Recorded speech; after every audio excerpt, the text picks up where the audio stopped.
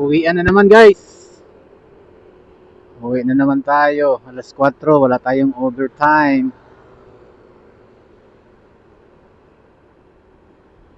Pero yung kasamahan namin, yung operator ng crane na yan, may overtime siya.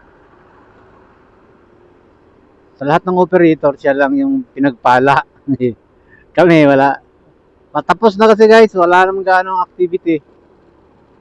Wala nang OT. Pero wala naman talaga akong OT guys kasi medyo pinag-iinitan din tayo ng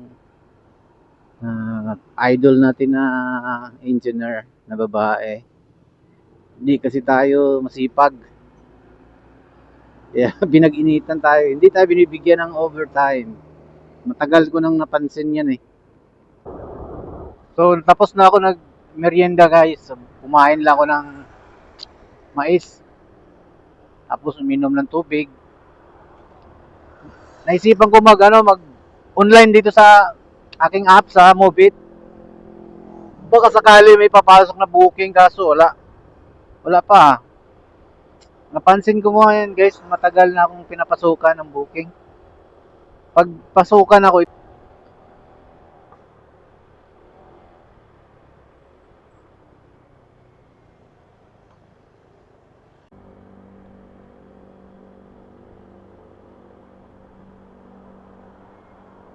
so ngayon mga kadroks, balik din tayo ng Santa Rosa, dito tayo naman.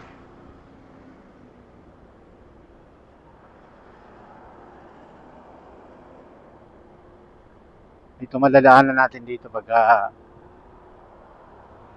itong guys, yung malawak na parang siyang malawak na plaza ba. Pwede maglaro dyan na soccer, softball, yan. Dami din pumupunta dito mga foreigner na mga negro.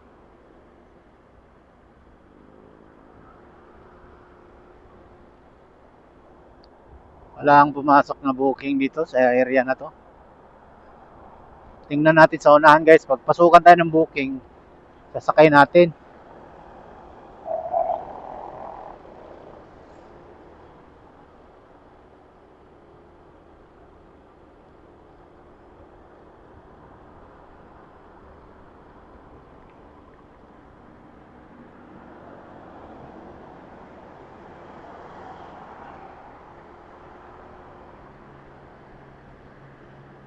Wala.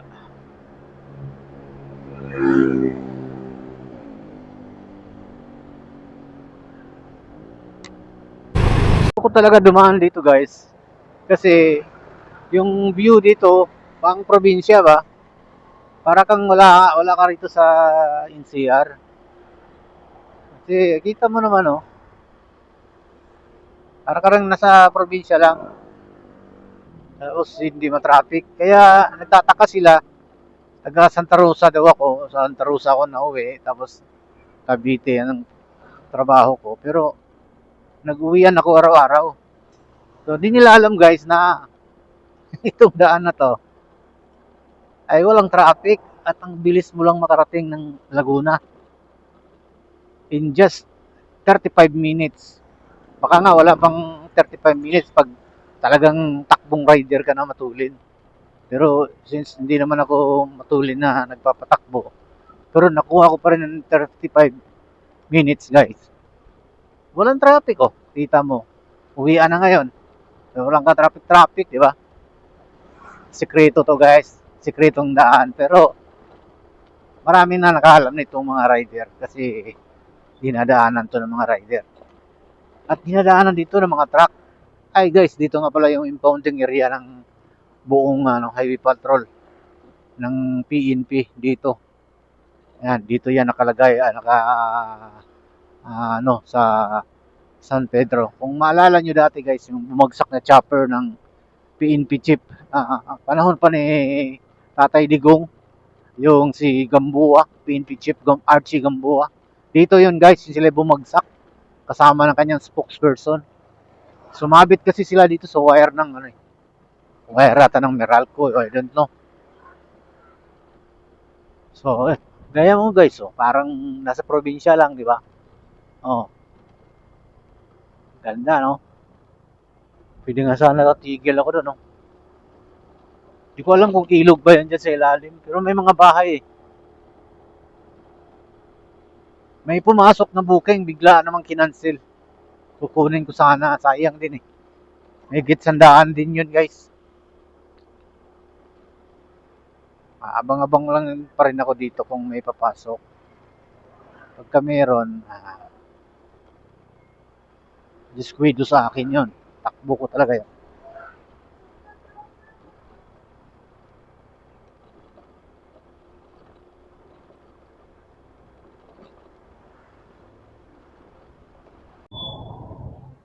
So guys, di tayo nakabiyahe guys. Hindi tayo pinasukan ng booking. Nagipagkwentuhan lang tayo sa mga kasama nating rider. Diyan sa tinigilan ko. At medyo pahapon na rin kasi. Naisipan ko, uwi muna ako sa bahay at magpahinga. Maya na lang siguro. Pangit talaga guys pag mobit lang yung dala mo tapos nandito ka sa Laguna. Mahina talaga ang mobit dito.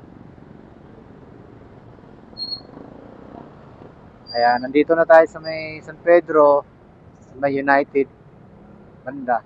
Oh, punahan muna natin to. Hindi ma-traffic. So, andito na lang guys. Tapusin na natin yung video ngayon. Androx Vlog TV. Bye-bye.